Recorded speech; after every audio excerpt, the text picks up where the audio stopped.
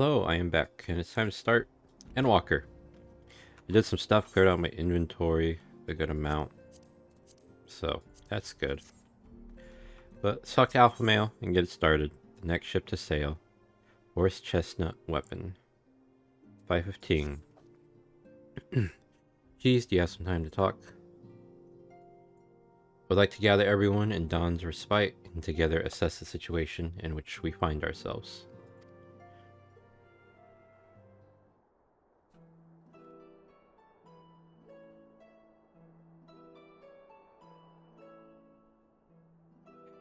Let us take stock of the facts, shall we? The crisis at hand began with the sudden appearance of ominous towers in a multitude of locations throughout the world.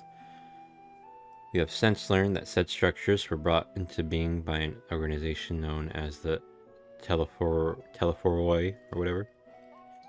The Telephoroi's stated purpose is to recreate the final days of eons past, an apocalyptic event that would result in the destruction of all we hold dear. Already have these towers of theirs been the cause of untold suffering? Countless innocents kidnapped and imprisoned, their faith perverted for primal summonings. And unless we find a way to deal with the corruptive aura surrounding the spies, we can't even get close enough to rescue anyone. Those shielded with the blessing light seem able to resist being tempered, at least. But after what happened to Ehrenwald and Fordola, we need to be very, very careful about how we proceed. Yet while these threats close to home are a paramount concern, we mustn't lose sight of the situation in Garlemald.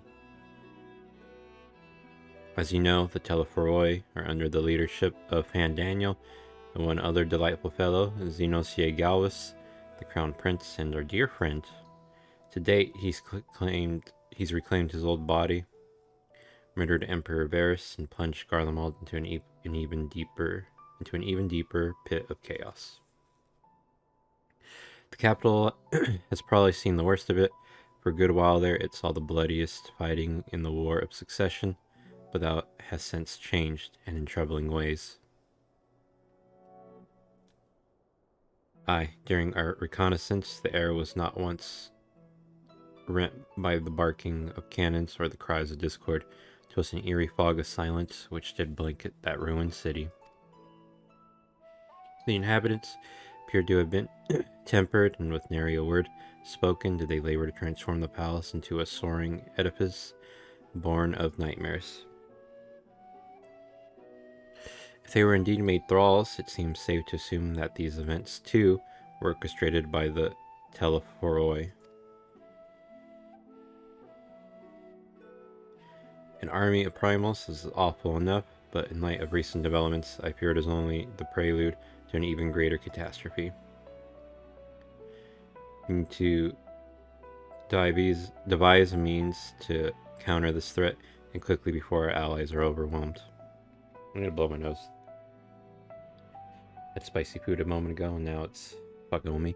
We'll find a way in Charlian, I am sure of it.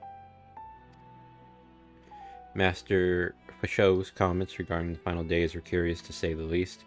Vorum knows more than it is letting on. Sorry to interrupt. We just received word from Mistress Cryle. She says that arrangements for your visit have been finalized. You're to head to Limsa Laminza and board the next ship bound for Charlian. And on arrival, present yourself as associates of the students of Baldage or whatever, come to assist with the Order's restoration.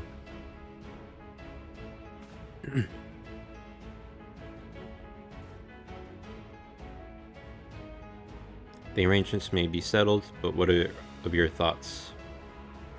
They must race at the prospect of returning home after so long. I am eager to see it, of course. Of course, we should set off at once.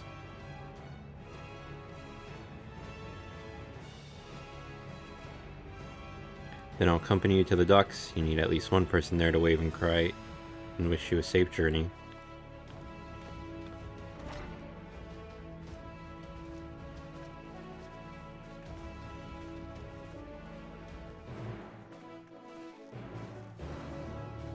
Not as cool as Shadowbringers. Quest accepted.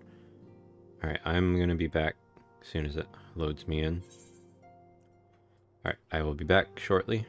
Okay, I'm back. Hopefully my nose stops being funny and runny and whatever. To Limsa.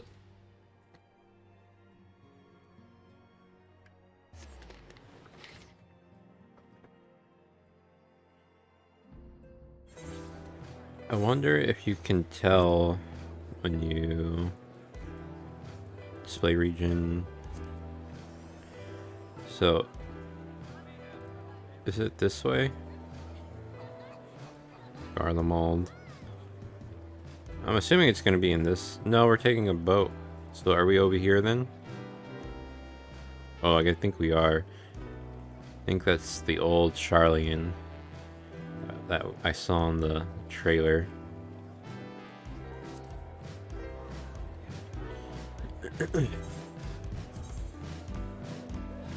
Throat not completely, what do you call it?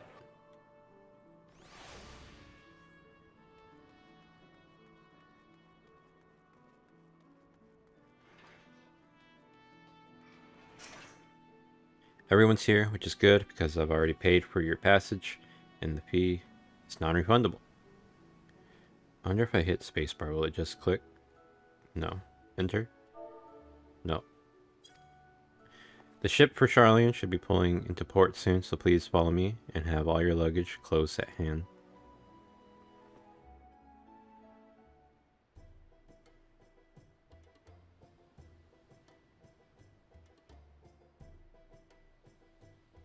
Sick ass hip hop song.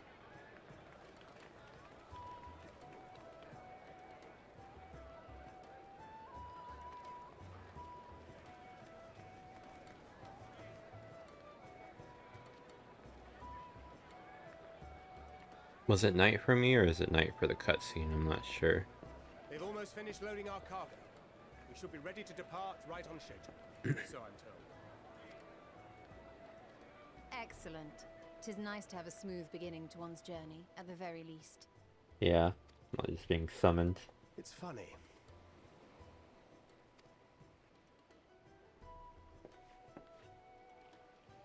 Master Louis Soir came here on a ship very much like this one. And now, years later, the street urchin he befriended that day is bound for his mentor's homeland. With his mentor's grandchildren, no less. Aye. 'Tis upon reflection that every twist of time's river and fate's whims are brought into sharp relief. Thou hast matured much in the intervening years. Wert thou not caught attempting to relieve Master Louis Soir of his purse scant moments after he made landfall upon this dock?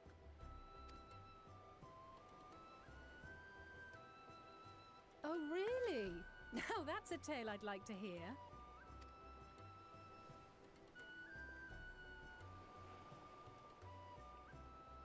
Will this be your first visit to Charlian, Sir Estinian?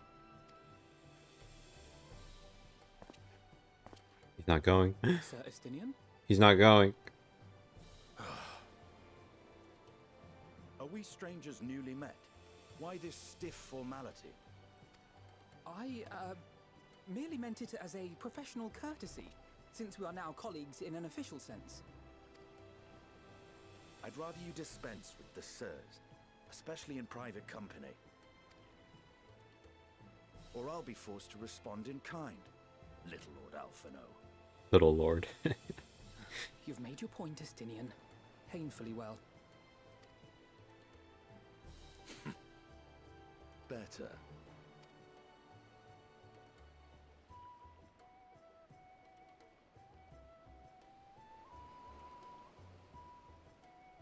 Are you all right, Tataru?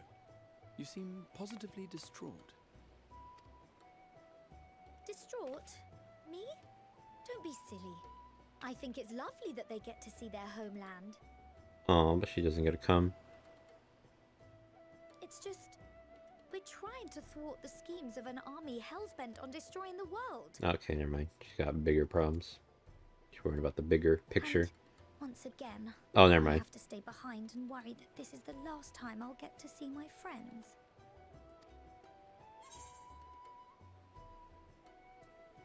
I'll bring them back safe and sound, I promise.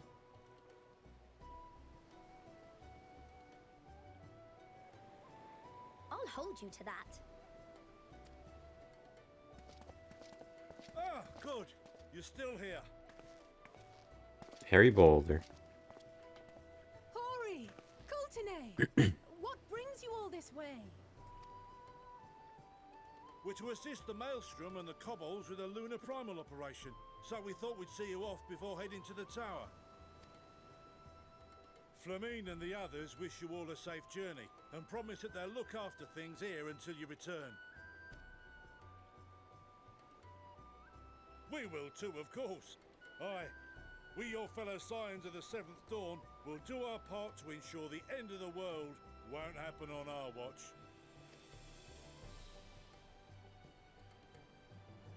We're set to sail! All aboard for Charlian! Charlian. I don't know if I've been pronouncing it right. Charlian. I think that's what I've been saying. It's time. Then we must delay no longer. We will contact you the moment we learn aught of value. Wish us luck. Goodbye, Tataru.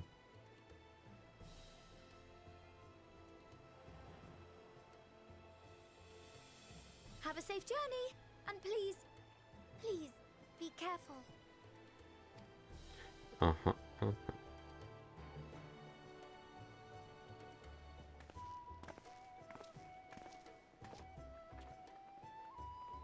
We'll be safe.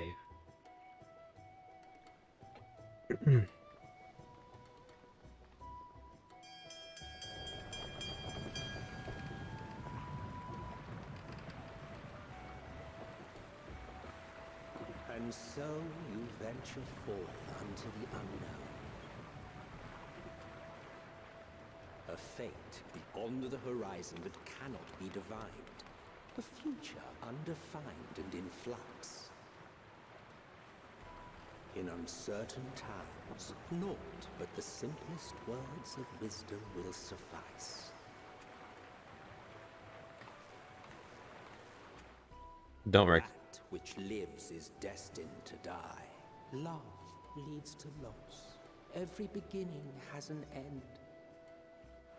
I don't recognize that voice at all. Treasure every moment, every step of your descent.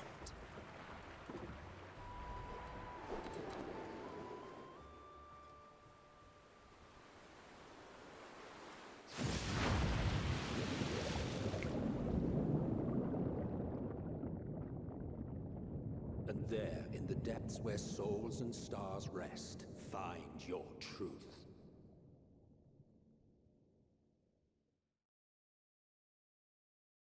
I want to say it sounds familiar, but I have no idea.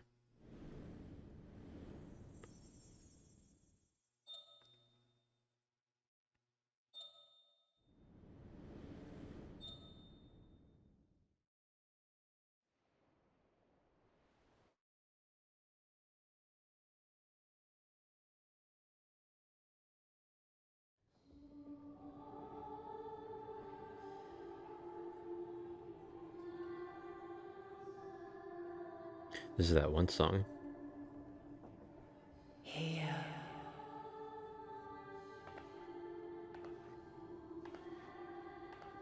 Feel.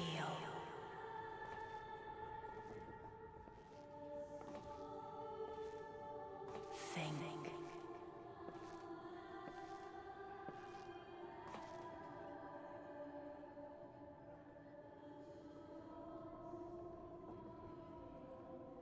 The day has barely dawned, my fellow earlier riser. Though we're hardly alone in that. Envious of those still sleeping soundly, no doubt.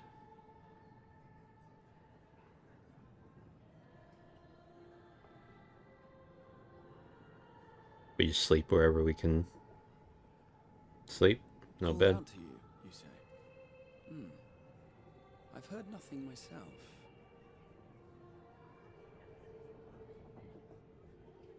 In any case, I dare say the sea air will do you good. Why not join the others on deck? Charlian should be coming into view at any moment.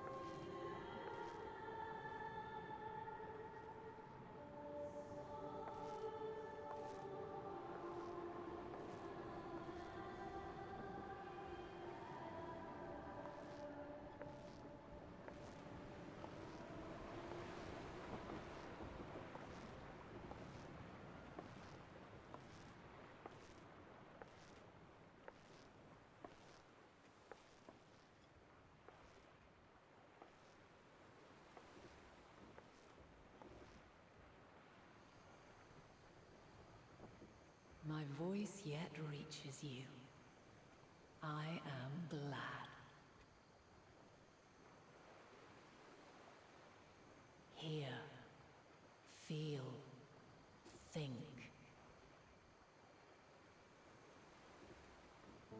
And thus do we meet face to face at last. My warrior of light, guided by the crystal.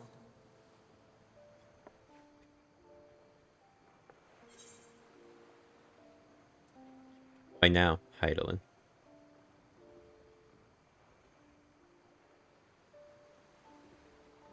After your sojourn in the First, I believe you have your answer. You have gained an understanding of what I truly am, what Heidelin has always been, a primal. I see. She's scared that I knew the truth or something, or get a screenshot of her. Damn, I hope she didn't blink. Fuck. Zodiac was created to forestall the apocalypse which threatened the ancient world, and I was brought forth to bind him. Yet 7 times now, those who would orchestrate a return to that bygone era have rejoined a shard to the god I had sundered. The greater his strength grows, the swifter does mine own diminish. The power to draw your mind into the rift betwixt is no longer mine to wield. Yet though it taxes me sorely, I dare not leave these words unsaid.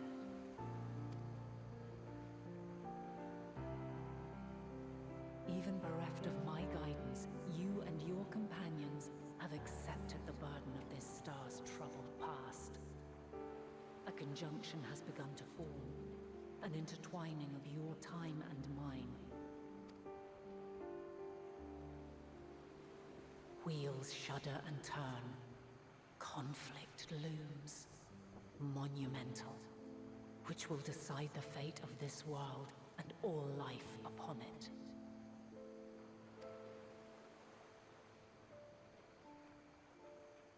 When you truly understand what is at stake, and your journey has prepared you to surmount the insurmountable, then shall I honor the promise made in another time, another age.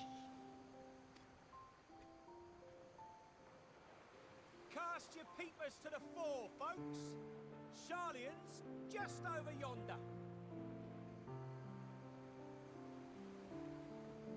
I will not keep you further. Your traveler's heart must yearn to behold this unfamiliar land. We shall meet again, and soon.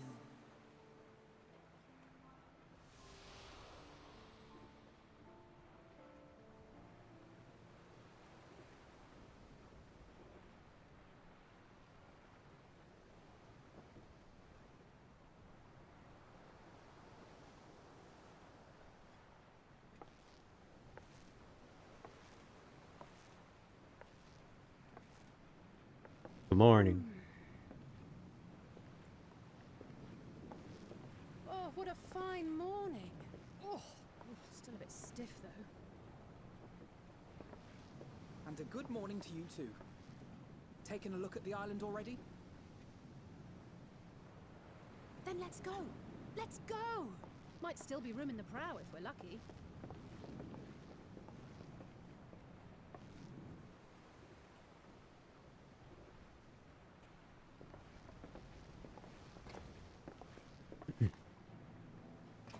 Ah, the sleepers have arisen. Oh, the song. There she is. Good old Charlian. Oh, I see it.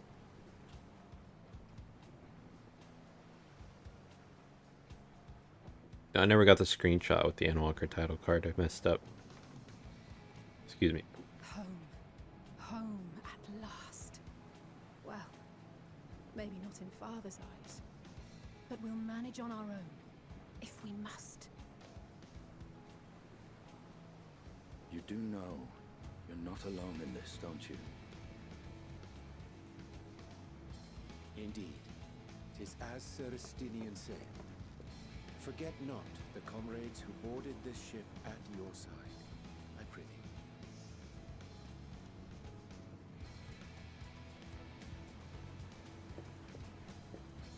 Thank you, my friends. We are ever grateful for your steadfast support. Upon arrival, we will be disembarking into the heart of Charlian proper.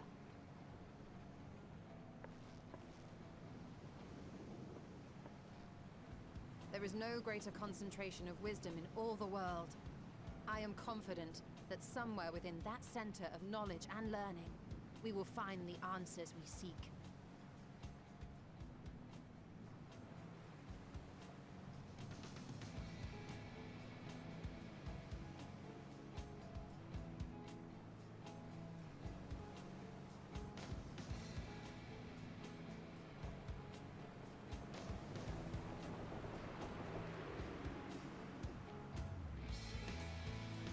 Then go into the Endwalker title. Oh, Moon.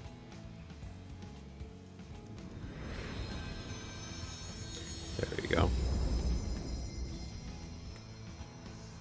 Got it. When it was fading a little bit, it was okay. Good enough.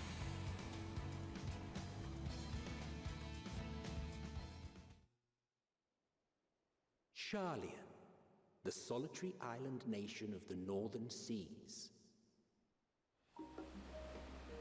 Where under the watchful gaze of Thaliak, patron deity of scholars, academics hoard all manner of knowledge and secrets. Once, they deigned to accept foreign students into a distant colony maintained in the Dravanian hinterlands. How swiftly they abandoned it once the first Garlean boot set hostile foot on Alamegan soil. So averse to the prosecution of war, these men of wisdom, your would-be allies.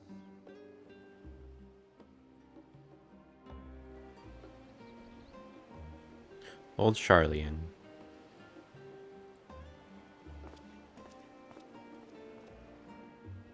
I thought they'd never let us off the ship. What's next then? Entry applications? Hopefully they find no cause to deny us.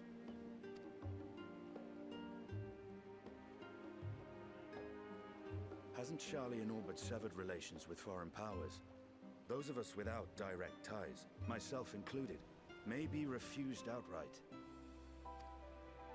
'Tis true that, as a nation, Charlian only forms trade agreements with a select few neutral countries. But from a practical standpoint, an island cannot afford to be overly strict with its borders, especially not if that island's people are wholly devoted to the accumulation of knowledge.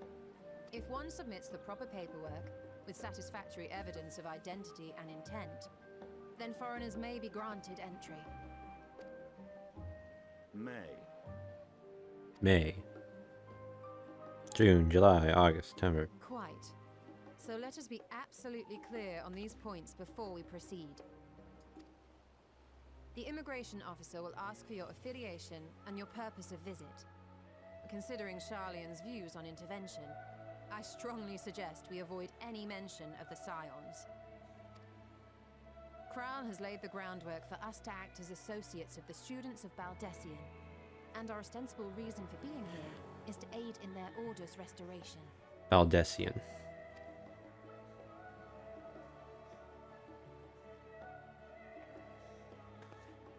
Grahatir, it might expedite our progress should an actual student be seen at the head of our little group. Would you mind leading the way? Of course. The immigration officers were this way, as I recall. Shall we?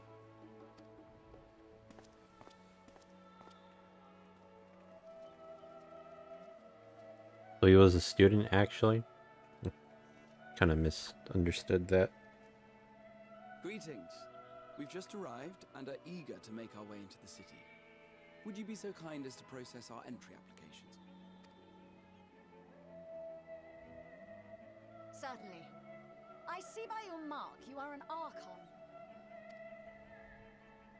I am. Grahatir of the Students of Baldessian at your service. I was assigned to an Eorzean survey team, but have returned to assist with the reformation of my order. My associates here will provide additional support.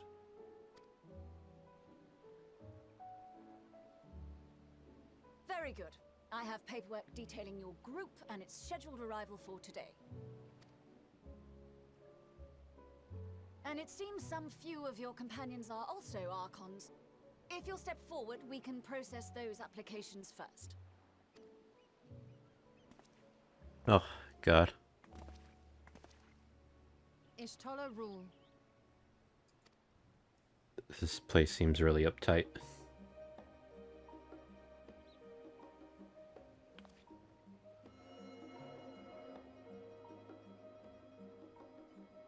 See how it glows? That list is etherically linked with the citizen registry kept in the main repository.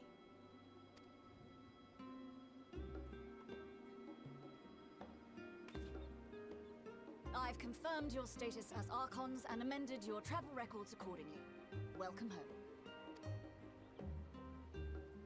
Now, who do we have here?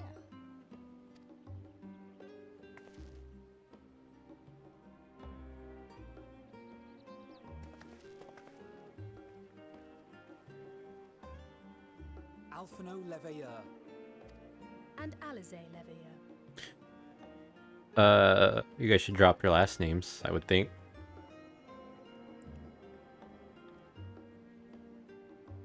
Your applications have also been approved. Having said that, the streets are abuzz with talk of how House Leveilleur's lord disowned his young progeny.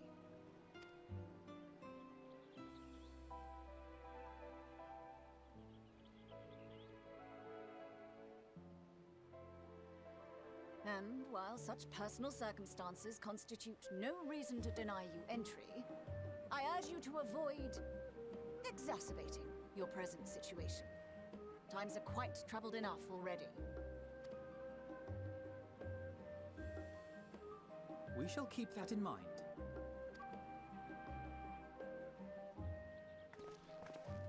These last two are not Sharlayan natives, but you will find their credentials are in order. An application was made in advance.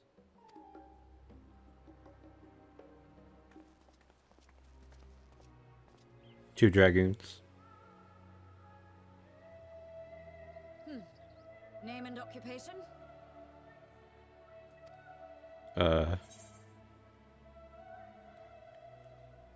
Cheese nubs.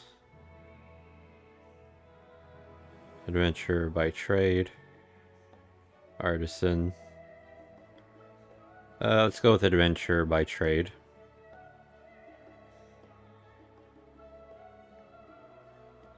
An adventurer. Well, I suppose that is considered a valid calling in your native Eorzea. And it does indeed match the profile provided. You may enter.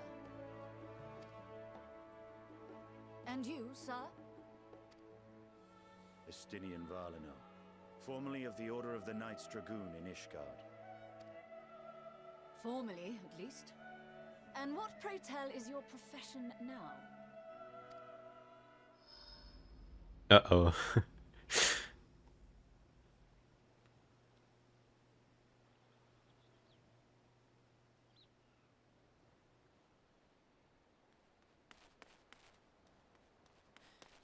If you'll allow me...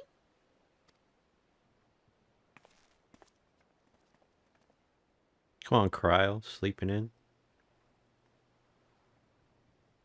My associate is a mercenary, hired for his strength at arms. Surely you are aware of the dangers we often face on our forays into the wilderness. Mistress Baldessian, if you insist on sponsoring his entry, then so be it. But while I appreciate that desperate times call for desperate measures, I find your choice of company concerning. Be advised that even a single misstep may have severe repercussions for your organization.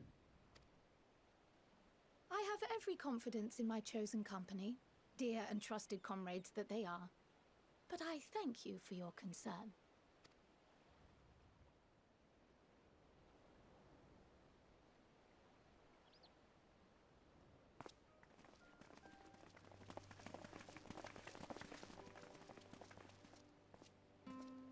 Cryle, it is good to see you. Likewise. Long voyage notwithstanding, you will seem none the worse for wear. There is much to discuss, but this is hardly the place. Let's be on our way, shall we?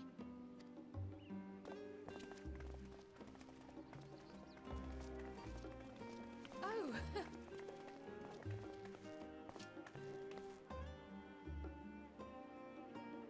Welcome, friends, to Sharlayan. As your mercenary, I should hope my welcome includes a generous salary. Well, I had to say something, Sir Taciturn.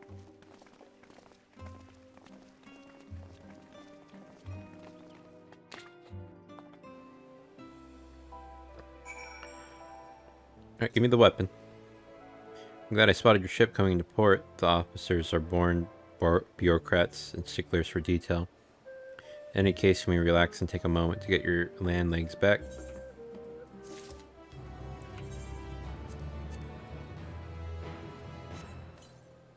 Let's check out this weapon.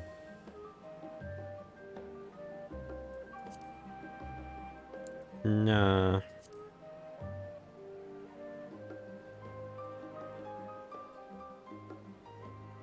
It doesn't even do anything cool.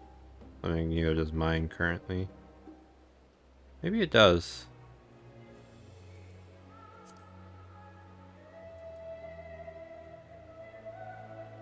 Maybe not. Can't tell.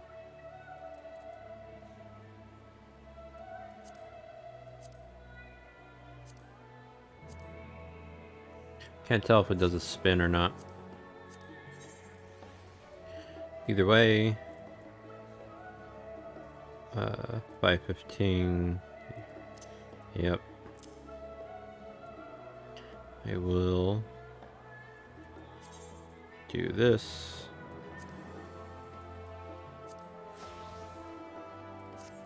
Update gear set. And then I need another ring. 418. Well, I wanted to check, not the head actually, but the... Okay, I need that one to stay down there, so I'm not going to be sorting for a little bit. Chest gear.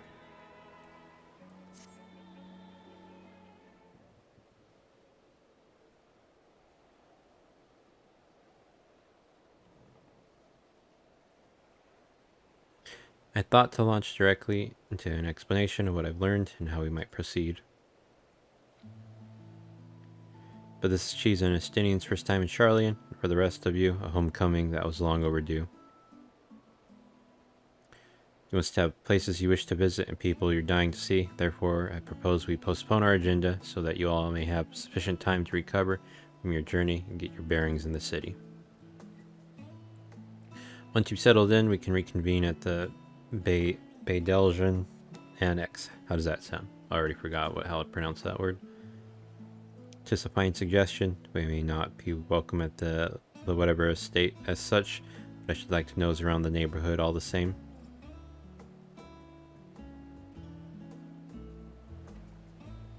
I am equally untethered, as it were. There's no particular place that my kin call home.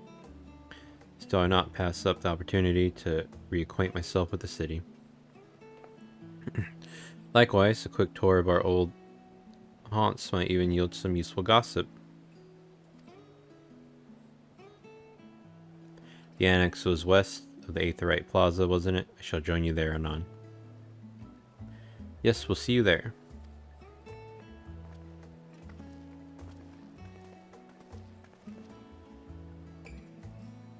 I too have places I would be remiss in not visiting forthwith by thy leave.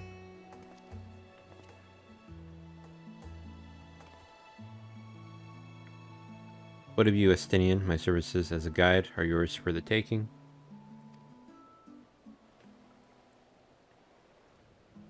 That won't be necessary until we reconvene. I'm free to wander as the wind takes me.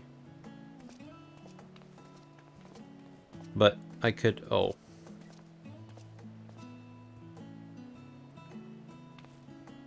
Well, Raha, would you like to join us then? You've been gone for quite a while, and this would be the perfect way to refresh those dusty old memories of yours. Oh, of course, if you will have me. Come, Chiefs, Charlian awaits. I kind of wanted to go with the Stinian, or my own, you know? Like Estinian. After you, my friend, I am more than content to follow your lead. Grahatia is now accompanying you. Keep him at your side in order to proceed with quest objectives. In the event you use the Aethernet, Grahatia will catch up to you so long as you remain in the same area. You can leave Grahatia behind, however, by entering a different area. You may also speak to him and select the option to part ways. If you wish to have Grahatia accompany you again, return and speak with him at the original location. While Grahatia is accompanying you, next try speaking with Cryo. All set, then let us be on our way. Our first stop, amusingly enough, will be the Last Stand. It's a cafe on the west side of the harbor. Cryo is now also accompanying you. Lead your two companions to the Last Stand. Speak with Cryo at the designated location. While you are accompanied, you may encounter conversation points along the way which offer additional topics of discussion. Enter the glowing area and speak with your quest companions to initiate these bonus conversations. Enjoy exploring your surroundings together. I can't seem to... Ooh. Summoning bell. Did she finish? She did.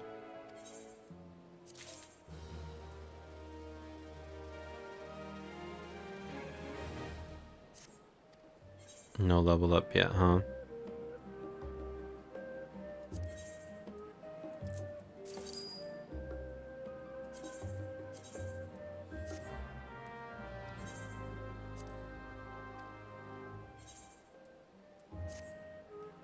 Alright, we can talk here if you guys want.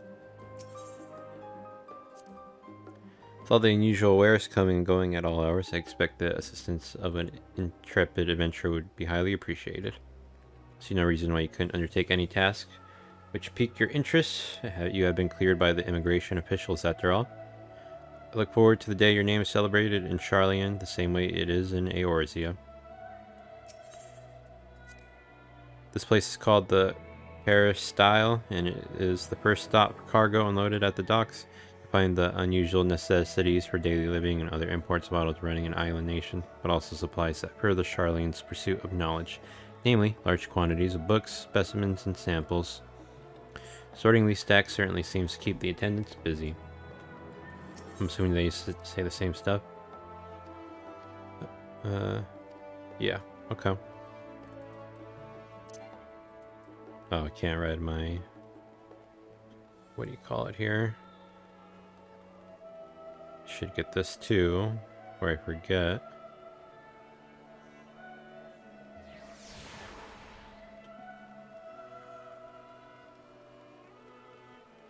Oh, there's a thing here.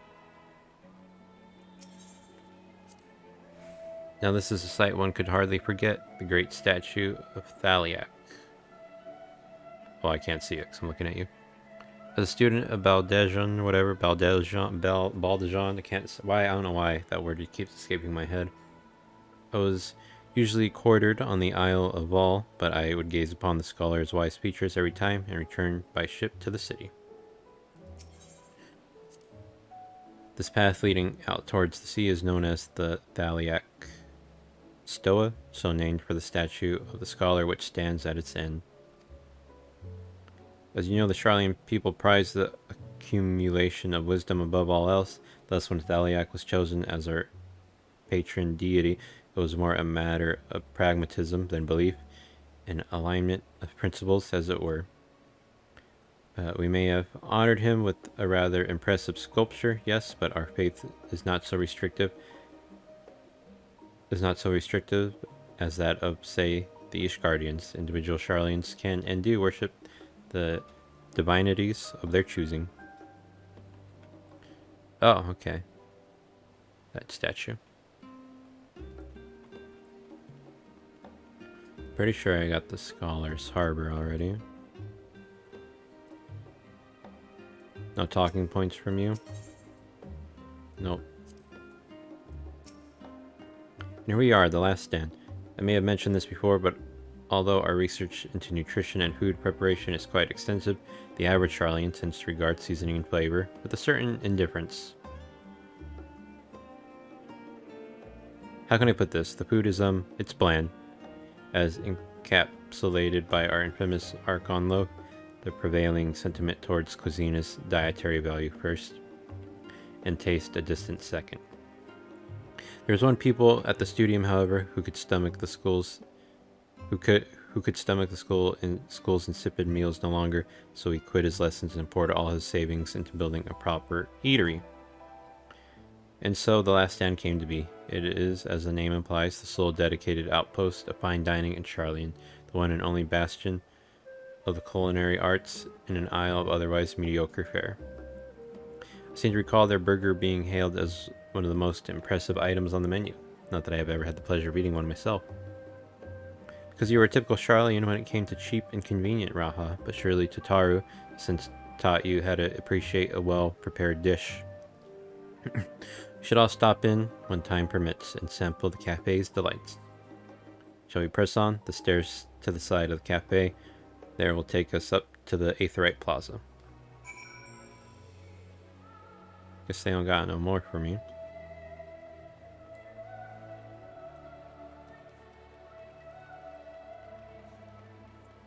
Quite a few places to, what do you call it? We'll get this one first, and then we'll head to the main big one.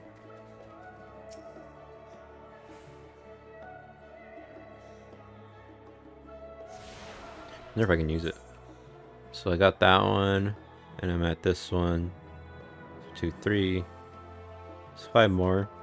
About to be 4 when I come get the Aetheryte.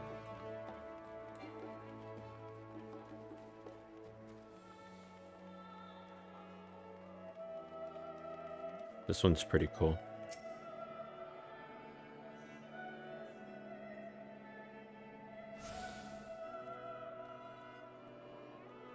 Guess I'll talk to them. In an unusual shape, isn't it? I assure you, however, that it's perfectly functioning functioning Aetheryte. Remember to attune yourself before we move on. Now being the diligent tour guide that I am, I should make mention of the Confluence, a research facility located at this very plaza. Its much vaunted discoveries are the reason Charlian stands at the forefront of teleportation technology.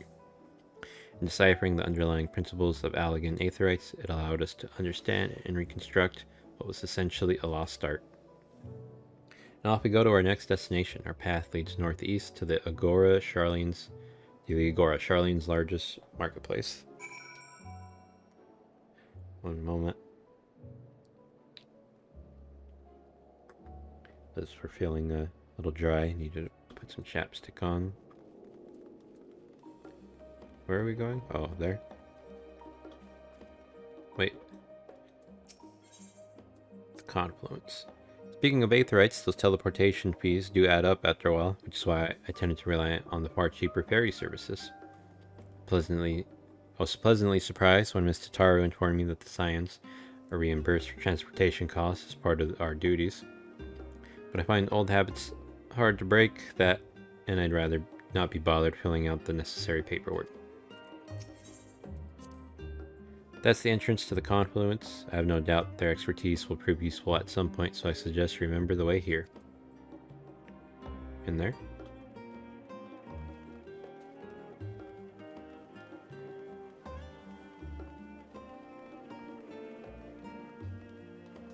Oh, frames. Bookstalls. Do you mind if I browse the shelves for a moment? There might be some hidden gems I've yet to read. Only a moment? How optimistic. Feel free to browse all you like, but we won't wait around for you. Perhaps I'll return here later then. These little open-air bookstalls are so uniquely Charlian. I'd always thought them a common sight until I visited other nations. Nerds.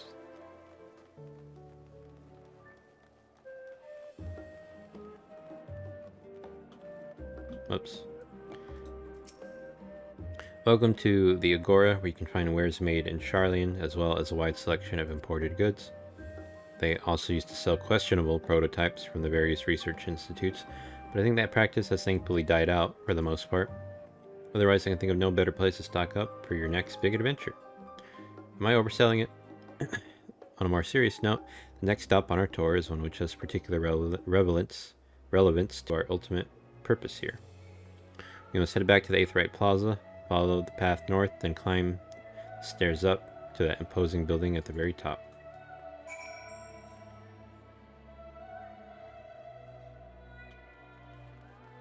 I thought they were going to take me to like all the places, but I don't think they are. Unfortunate, but I can get this one at least. Wonder, put some pants on. I don't think they had pants on.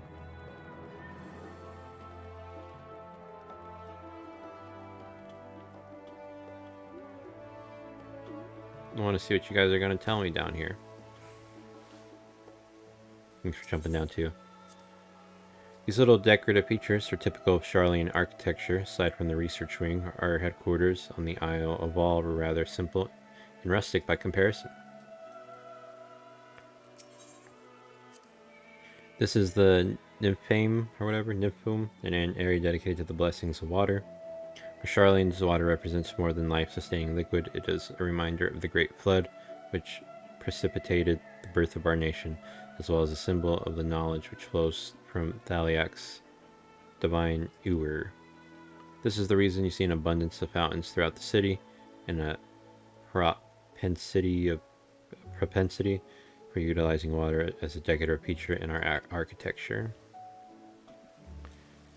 Alright, sorry I made you guys jump all the way down there. But it's okay, they didn't die. Just in case it forces a cutscene or takes me out of here, I'm gonna go ahead and get this one.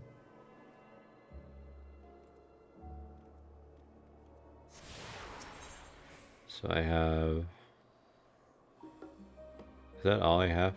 Oh, I guess 4. So I need 1, 2, 3 more.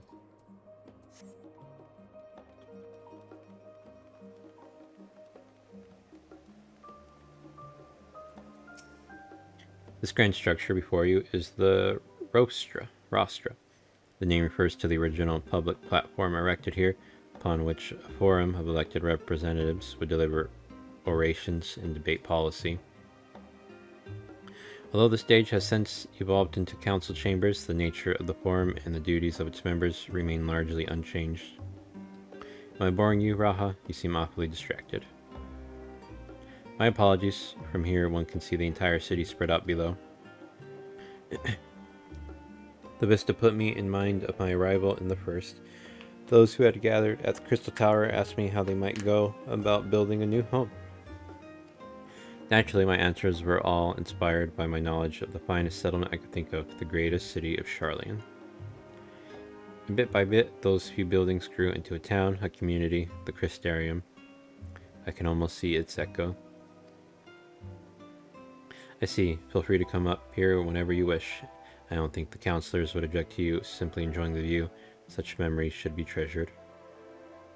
For now, however, the tour must go on. Our spectacle of sightseeing concludes with the fittingly named journey's end. Walk down the stairs to the east and continue straight ahead. Wait, so I'm going back this way? I think I'll just go to those left stairs, maybe?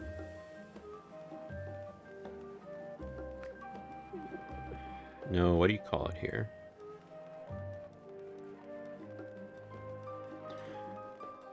I might go ahead and get this one and then come back and talk to them.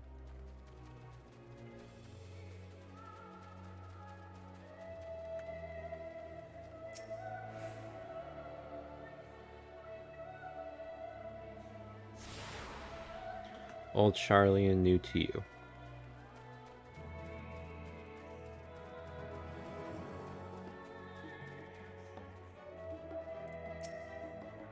We've arrived at Journey's End. History tells us that this was where those who put ashore with Arconian Crimp built their first homes.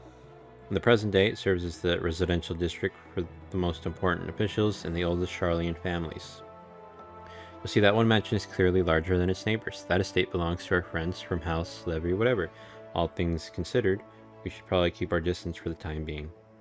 And with that, we bring our little Charlian tour to a close. I hope it has proven to be an entertaining and enlightening experience.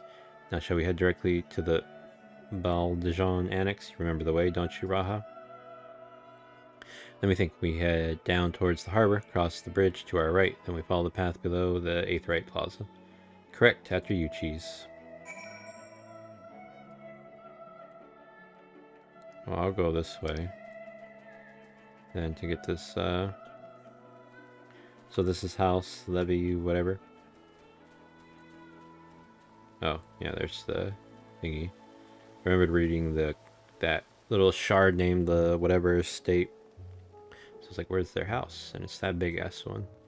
So they're pretty important, I guess. I didn't know that.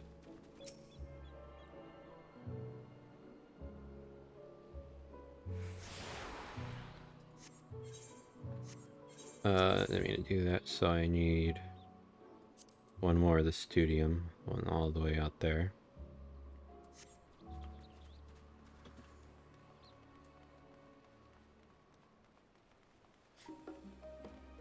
Let's hear what, or read what they're gonna say about this little spot. Discuss journey's end. Right, we crossed this bridge here, as I recall. Stick to the path and be careful not to end up back in the Aetheryte Plaza. Okay. Charlian is full of educational and research institutions. There are still professors who prefer to establish their own private practices. Not that I ever attend the exclusive schools they run in these residencies.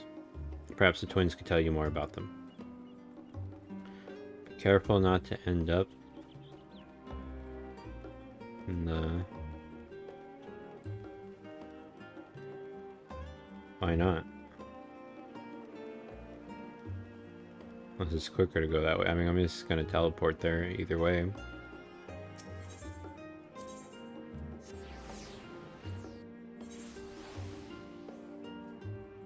And they're just here.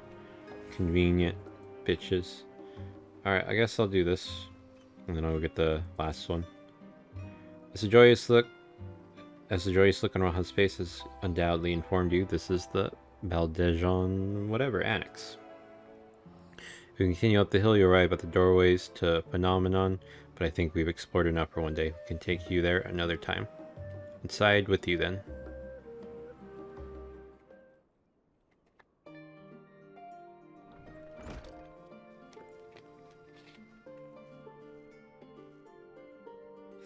I'm back, and I brought Cheese and Raha with me.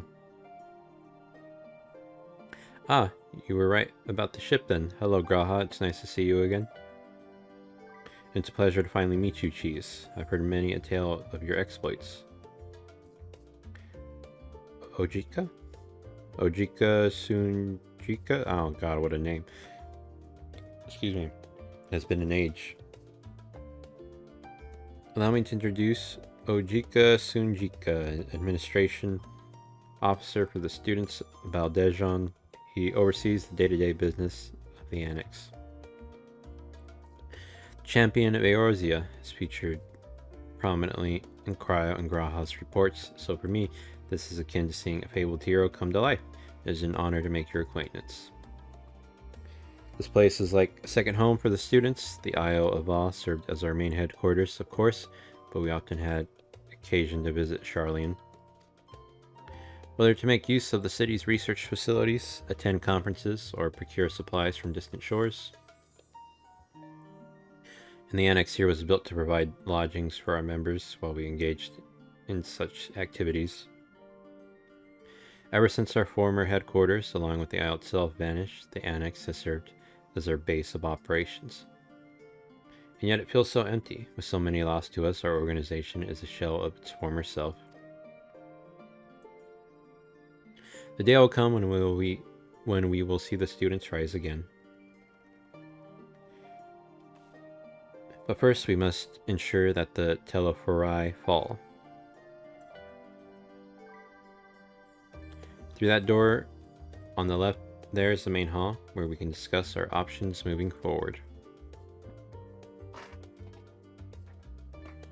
Once everyone arrives, that is, you probably have the time to rest before our discussions begin in earnest. In Graha's gone. I've had private quarters prepared for you in that Andron, so please feel free to make yourself at home. Ah, the nap room's perfect for an afternoon doze. Well, I didn't mean to give you the wrong impression. The chambers are quite well appointed, far more than some cheap roadside inn, you may be assured. Just simply that we were often so busy with research or exhausted from journeys abroad that we would slip into the Andron just to steal a few winks. And thus they became known amongst the students as nap rooms, even if many such naps might last well into the following morning. Say the word and I'll be happy to show you to your chamber. Hopefully the others won't be too long in coming. I'll wait for you all in the main hall. Is it sleep time?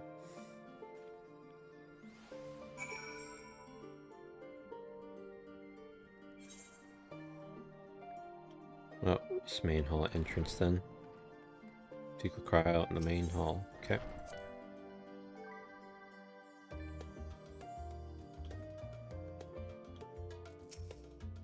Feeling refreshed and alert, our colleagues should be wandering in soon, so I suggest we stay here and wait for them to join us.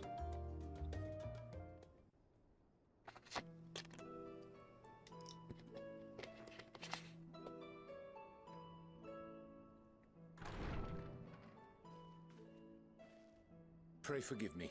I was delayed. It's fine, Oriange. We're all here now. Let's get down to business then, shall we?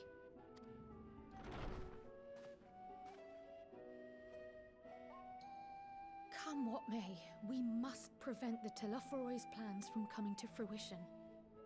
At present, I see two paths for gathering the information which may aid us in achieving that goal. I like how they have clouds still up in the place we haven't been.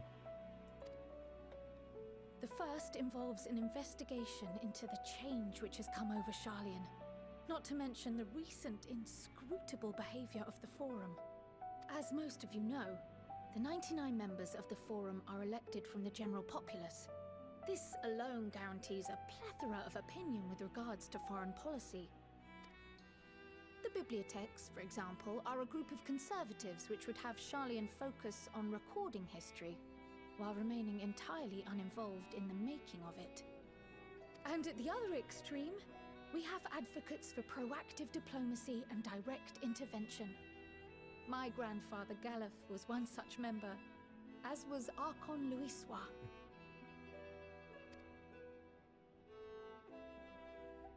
Yet despite our diverse factions and philosophies, the recent vote to deny Eorzea's request for assistance was unanimous.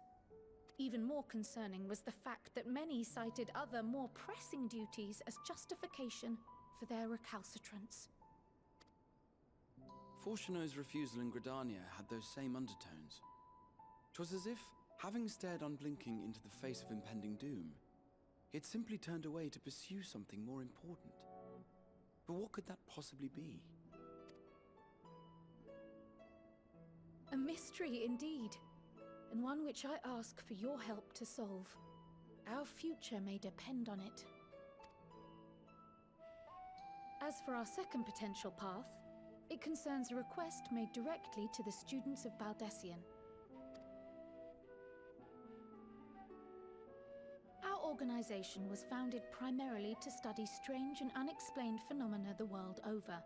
Mysterious relics and ruins, arcane disturbances, and so forth. Compared to our more isolationist Sharlayan colleagues, we have strong connections overseas, namely with scholars and academics who share our passion for the unknown. The request in question comes from one such acquaintance, Nidana, an alchemist residing in distant Thavnair. Her missive describes the sudden appearance of a tower, and the subsequent summoning of what I can only assume is a lunar primal.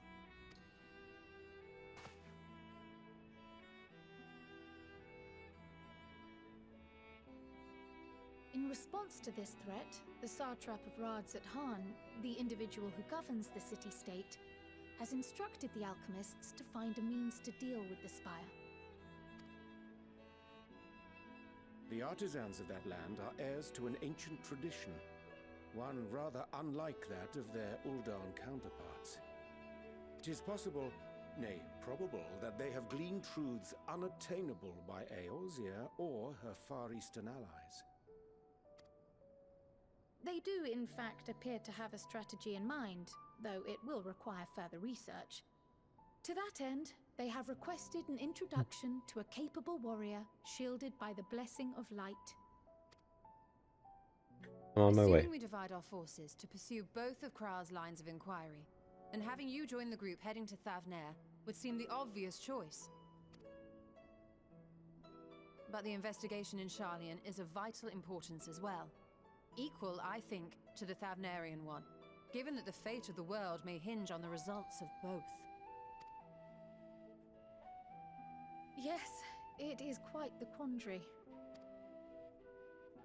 Though it is a great imposition and an altogether too common one, our efforts would be more likely to succeed were you to lead the charge on both fronts. How am I supposed to lead the charge here?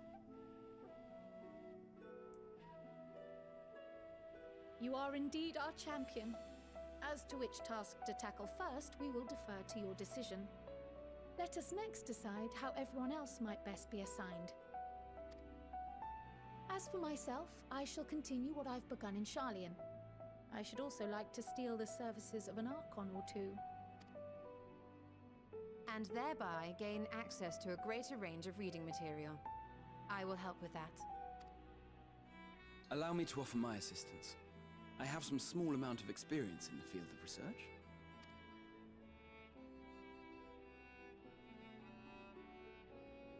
Alice and I would also like to help, if you would have us. Anything to understand even a fraction of what our father and the Forum might be thinking. Of course, the more the merrier. Right. The rest of us will make the journey to Thavnair. Go Thancred, Stinian. Thoughts? Objections? I passed through Thavnair on my way to infiltrate the Empire, and though I'm not qualified to give a guided tour, I did gain a sense of where things lie. I'll be happy to have you along then. So for this group, it will be you, me, and Urianger.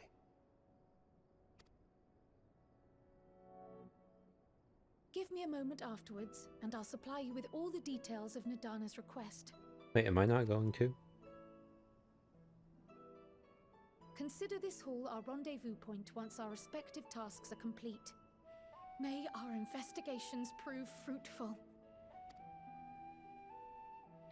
So should I just do whatever is here and then peace out to the next area?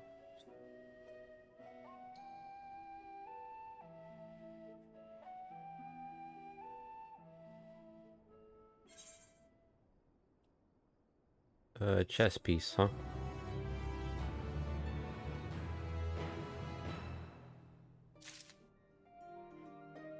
Okay, choose your group.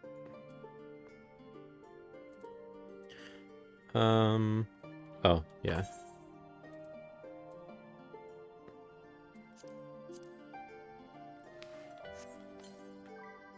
Let's try this out. Try on.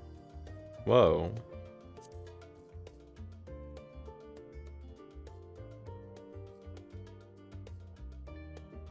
That's pretty cool.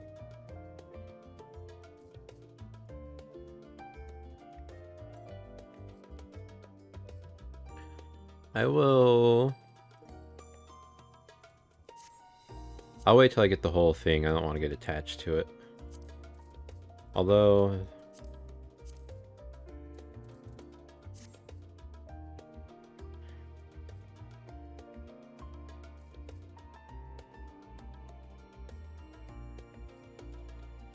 Do you like it? With like that outfit, but we'll go with this one for now. I'll see until I get everything. This is the foot. Hitting the books. Or...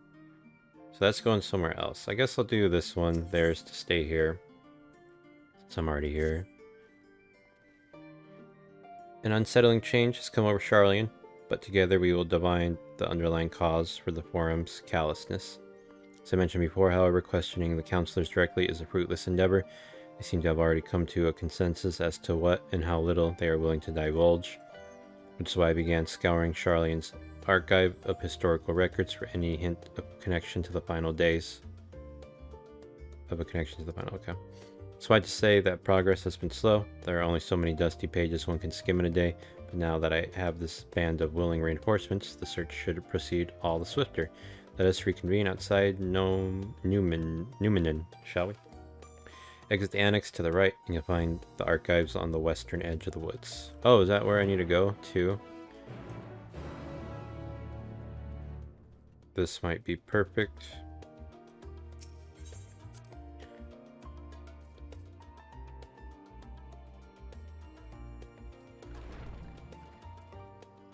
Yeah, I gotta go that way anyway. Did I get any blues? Oh, did I actually? That's crazy. Okay, hang on. Let me get this out here real quick. I can't believe I got blue quests. I wonder if these are like actual... like... blue quests for like the Aether Currents. Can I even... see? Well, not this area yet, apparently.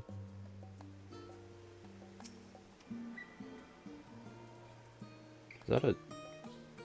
That was that noise. You tune yourself to all the Aethernet shards in Old Charlian. Cool. That's not what I meant to look at. What was I trying to look at? I forgot already. Oh, the timer. The 30 minutes.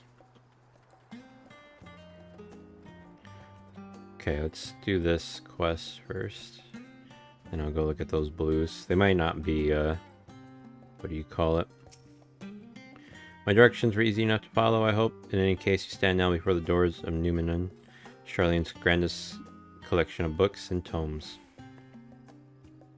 This building is actually only an entrance, and one of many of that, for the archives of Numenon extend deep beneath the surface like the roots of a tree.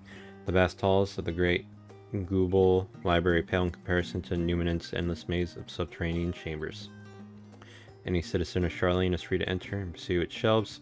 Well, most of its shelves, only Archons are afforded access to certain restricted vaults. Dispatch Yustola and Raha to investigate those. Meanwhile, Alizé and Alpha Male will help me continue my search through the stacks open to the general public. Your status presents more of a problem. As a non-citizen, you are only permitted to browse the first floor here at the entrance. Even so, there should be a number of books which touch upon Charlene history or foreign policy. Your task will be to find and study the relevant publications. I promise you, a working knowledge of those subjects will make it far easier to spot the sort of clues we're looking for. Let's be about it, shall we? I've told the others to meet us at the stone benches over there once they found some promising tomes. Happy reading.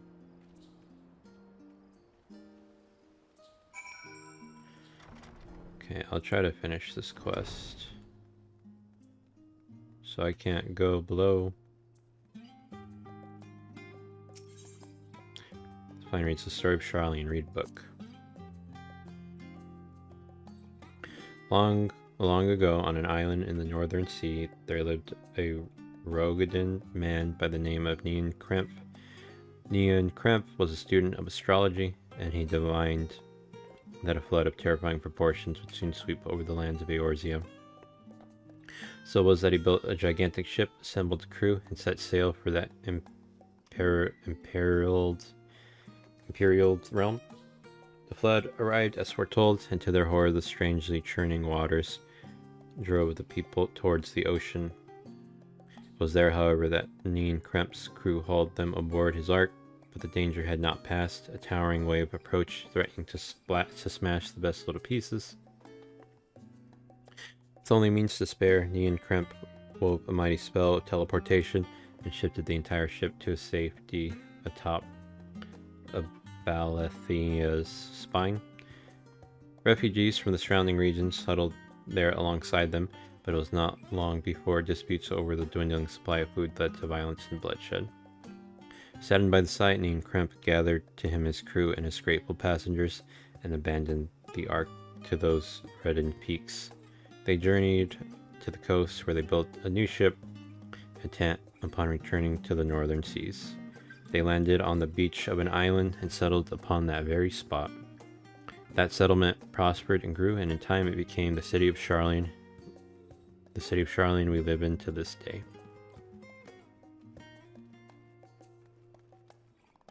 Red covered book. Roads of Old the Colony. Many years ago, on the banks of the Thaliak in the Gervanian hinterlands, a Charlene colony once thrived. The settlement was originally established as a mere outpost to study the ethereal sea in the year 1311 of the 6th astral era. Scholars dispatched to Eorzea found the facilities wanting, and their demands encouraged a gradual expansion in structures and services. As rumors spread of a growing community of academics, the area was further inundated with Eorzean students hoping to share in the renowned wisdom of the Charlenes. 50 years later, the Forum passed a motion to recognize what had become a flourishing town as an official Charlene colony. Eorzean residents took to calling the colony itself Charlene, which led to no small amount of confusion when discussions turned to the subject of the motherland. In response, some Charlene inhabitants, if pressed for a name, would simply refer to it as Emporium. Following the Exodus, however, goblins and treasure hunters claimed for themselves a corner of the abandoned colony and gave it yet another name, Idleshire.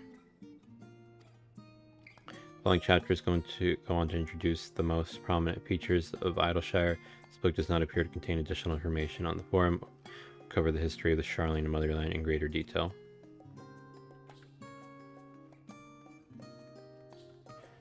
Unfortunate.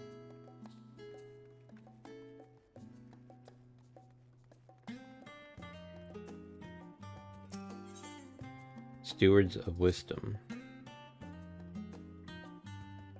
During the chaos of the Sixth Umbral Calamity, Archon Nian Kremp, founder of the Charlene, bore witness to the madness and savagery of men brought to the brink of despair. Upon raising a settlement on an island in the northern empty, he instructed his people thus: renounce the ways of war and pursue enlightenment through knowledge and reason. The Charlians took to heart the words of their savior and thenceforth served as stewards of wisdom. Upon a foundation of accumulating learning, they built a homeland unlike any other, a nation born from strength of minds rather than strength of arms. With knowledge of economics came shrewd trading. With knowledge of agriculture came bountiful crops. Engineering brought wells and sewers, ending squabbles over water. Wealth of expertise could be bartered for wealth and coin, and the more their wisdom spread throughout the world, the more mankind as a whole would thrive. And so it was that no matter the trials and tribulations of the age, the citizens of Charlian would live by their founders' teachings. For the sake of a better tomorrow, for the sake of a brighter star, they would eschew the tools of war, and with knowledge deliver the world.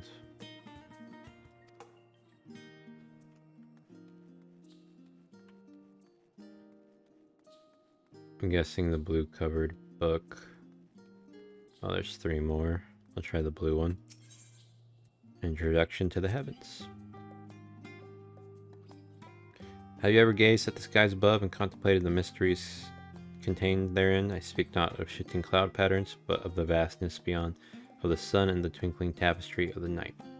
Some think the dome above us to be a finite space. Excuse me. Yet amongst the leading thinkers of our age, one scholar's depiction of a boundless sea of stars has firmly taken root.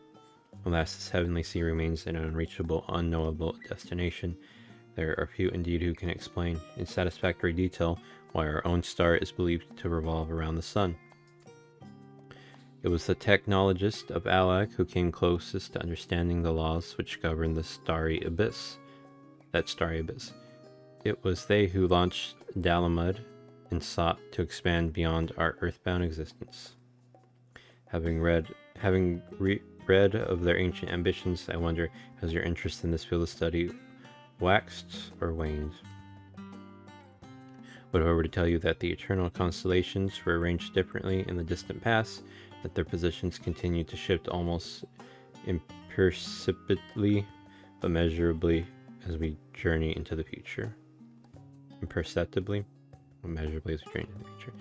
Would it shock you to learn that the stars drift further and further apart and may indeed do so forever? Are you eager to learn more? This book is on the wrong subject. Search for works which contain detail in the form mentioned. Okay. It's just talking about space, man. Well-worn manual. Forever 20 summers. My beloved seekers of knowledge, have you ever put learning before your health and neglected to feed and rest your body as you should? I too once engaged in such foolish practices, but one night, engrossed in philosophical study, I had an epiphany. For all the world's mysteries that drive us to reckless abandon, we have so very few years of life in which to achieve our goals. Thus do I share with you this mantra: I am forever 20 summers young. The number itself is unimportant, so you could be 19 or 23 or 40. Whatever age you are when you discover this manual, let that be the age you aspire to remain. Through mindful, healthy living, you'll extend the time available to spend upon your chosen research. Another day, another moon, another summer to grasp the greater truths you pursue. In the pages that follow, we will explore the secrets of maintaining one's physical condition from biological, aetherological, and arcane viewpoint.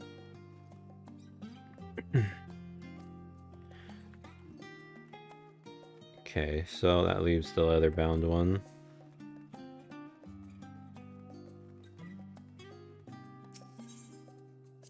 The voice of a growing city. In the years which followed the founding of Charlian, civic policy and other matters of import were decided at the Ecclesia, the public forum at which every citizen was eligible to speak. As the city's population grew, however, this format became increasingly impractical. The larger number of participants gave rise to ever longer debates, resulting in insignificant delays of vital resolutions. Various measures were introduced in an attempt to curtail protracted discussions, but in the year 201 of the 6th Astral Era, it was ultimately decreed that Charlian would transition to a new form of governance. The nation would now be led by a body of 99 members, citizens chosen from amongst their peers by means of a nationwide vote. Thus was the forum as we know it today conceived and created. Head outside around your point with your companions. Okay. Good enough for them, I guess. Jump down. Damn it.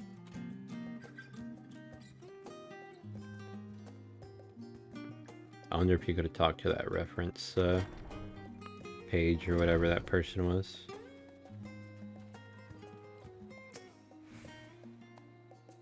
Like a student or something.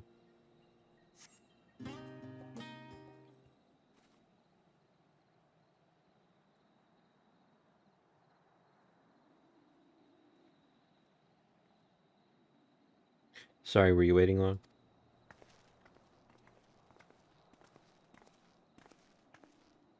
I wanted to make sure I'd borrowed at least a few promising volumes. Alpha Male and Cryo should also be along shortly. I was delayed in similar fashion. As far as I could see, no titles in the Archon stacks mention the final day specifically, so we have no choice but to start with the tangentially relevant tomes, if they are even that. At present, the plan is to skim through as quickly as we dare and share our discoveries as we make them. It would have been nice to invite everyone to the estate, plenty of comfortable places to read, and a ready supply of hot tea. I was always quite fond of reading outside, but it's not about the little pleasures, is it? You miss your home.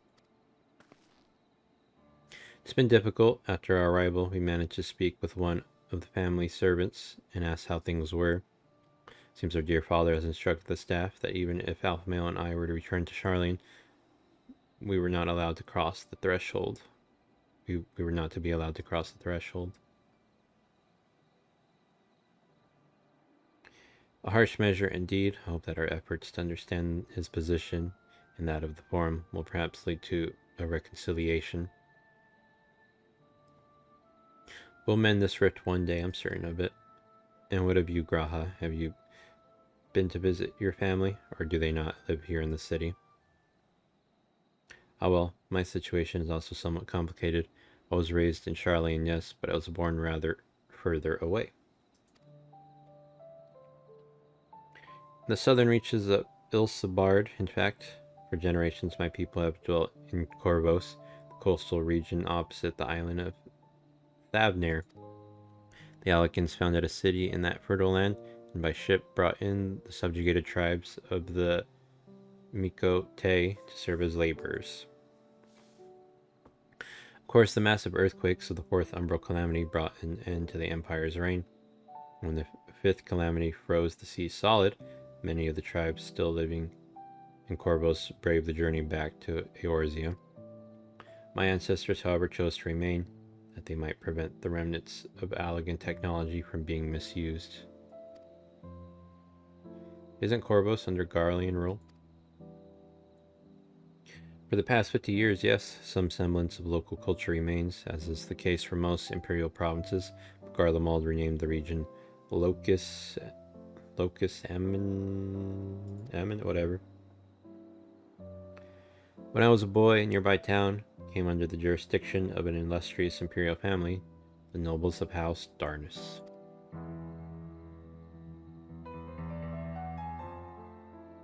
House Darnus demonstrated a singular interest in Allagan civilization, and so my tribe was forced to consider a plan of action. For some time already, voices had been raised in favor of abandoning our ancient customs. After all, the Allagan eye no longer passed to our eldest children as reliably as it once had. Fear of discovery eventually tipped the scales, and the decision was made to bury our ties to the knowledge and traditions of Allag. As the last child born with the Allagan eye, I was given order to the custody. As the last child born with the Allagan eye, I was given order to the custody of friends and the students of Baldesion, who had me registered as a Charlian citizen. I never even considered. Forgive me. It was an unkind question. Even Thancred was taken in by Archon Louis Swall, was he not? Stories of adopted waifs and rescued orphans are more common among Sharlayans than you might think. Yet regardless of our origins, we are all provided with an equal opportunity to learn, and with sufficient perspicacity or whatever, we outsiders can even earn the vaunted title of Archon. Just exactly why I have such a love for this country, and why I wish it to remain a nation of which its citizens can be proud. Here, another good reason to get to the bottom of the Forum's stubbornness, aside from the trifling matter of our impending doom. Excuse us while we try to make some headway into these books, Chiefs. More company should be arriving any moment now.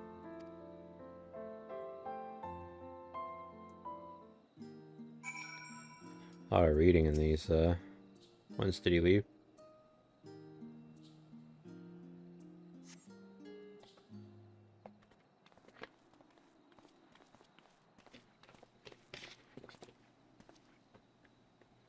We return with our selections. One moment. Welcome home. You're my favorite streamer. Okay, I'm back. I'm going to finish this quest. Although I must say the pickings were quite slim indeed. Mr. Cryle has already flicked through every history book devoted to disasters, and more than a few which barely made mention of them. As such, I'll be looking into research papers on the Umbral calamities, as well as articles written by prominent forum members. Perhaps their knowledge of the final days comes from an unexpected source. Speaking of which, might I ask you a few questions related to the final days? I'm the only one here who didn't witness the events of Almarat firsthand, and fear I may be overlooking critical details. My thanks. Now where to begin? First things first, what kind of phenomena did the ancients encounter as the final days drew nigh?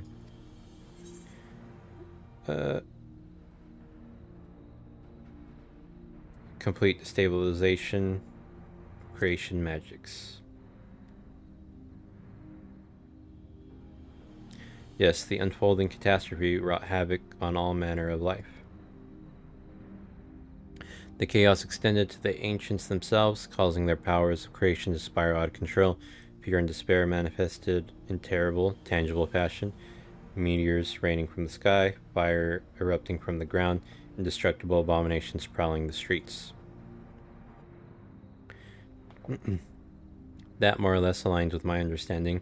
If only the arts of creation had survived until the present day, we might have had something substantial to analyze. To the best of our knowledge, however, those techniques were not preserved or passed on. Stola surmises that the closest known magic is that of the summoning rituals promulgated by the Ascians. Was there aught else of note which heralded the approach of the final days? The entire star was engulfed by disaster all at once. They say it began with keening sound from the land itself.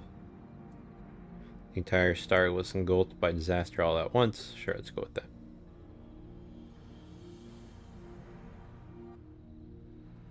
Damn it, I think I may be misremembering. As I recall, it was more of a gradual spread. God damn it. A lot was going to be all the top ones. The Amarotine spoke of a keening sound that rose from the land itself just before a region was visited by catastrophe. We never did hear this sound ourselves, of course, but thrust as we were into the midst of the madness. So the ground was crying out, you say, to be considered the harbinger of doom. Must have been quite distinctive, and probably quite loud. I ought to speak with one of Nomenon's mammoths and ask after any books which make mention of such a sound.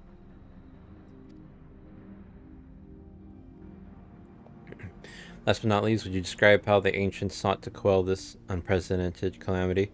What definitive action did they take? They summoned Zodiark.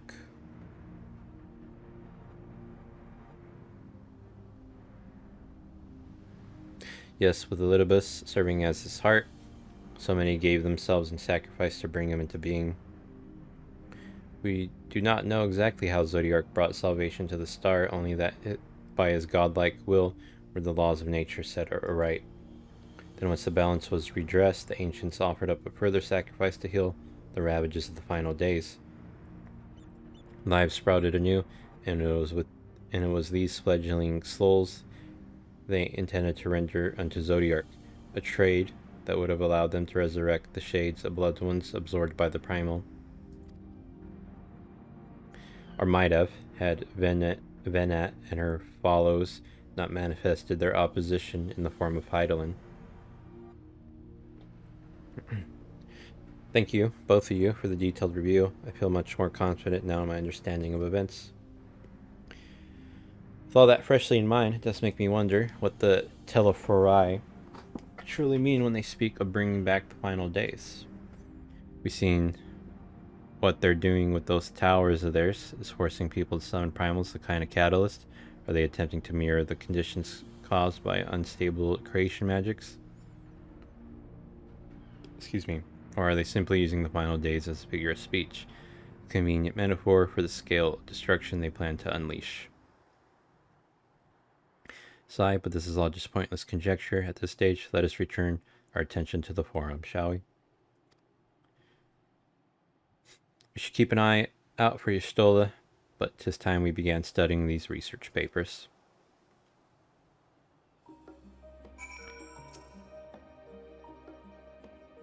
Gotta wait for Y'shtola now, too.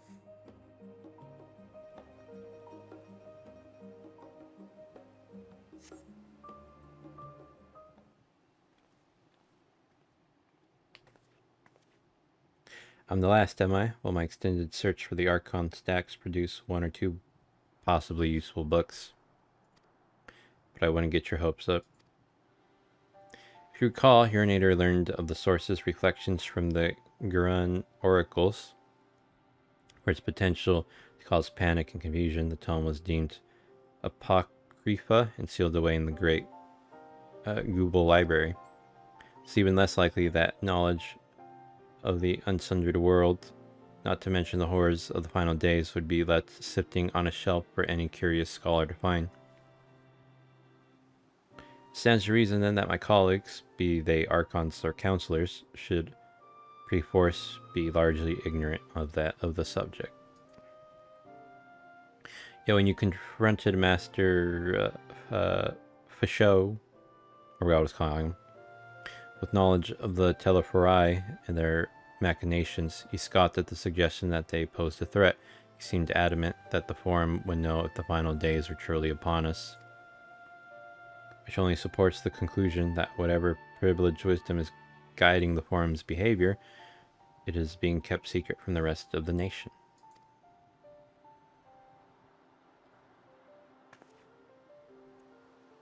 Not that I mean to excuse myself from reading duty. Whether they contain mention of the final days or no, these books could yet hold something of value. You weren't thinking of leaving, were you? There's plenty of work for everyone. I can't read Y'shtola. Oh, I gotta read it with Y'shtola.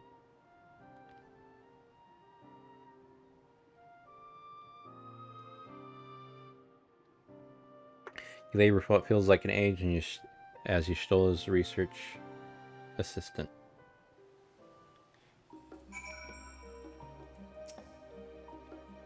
Oh dear, you look exhausted. What about your studies? Were you able to find any books on the subjects I mentioned?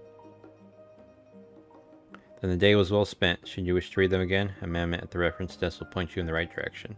For the moment, though, I suggest you take a well-deserved rest. We might be occupied with our research for quite some time. So Alizé's quest is up next.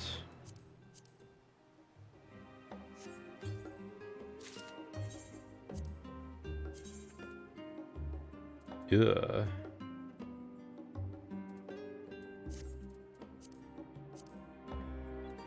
Hey, those were better, right? 515. Okay, let me cast Glamour. Or remove it, I mean. Let's see what it looks like together.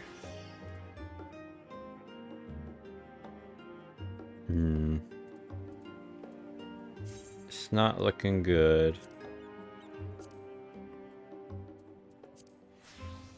Can I remove this one?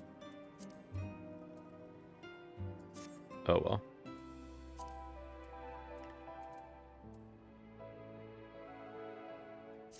Forget which ring it is on which hand. My right hand.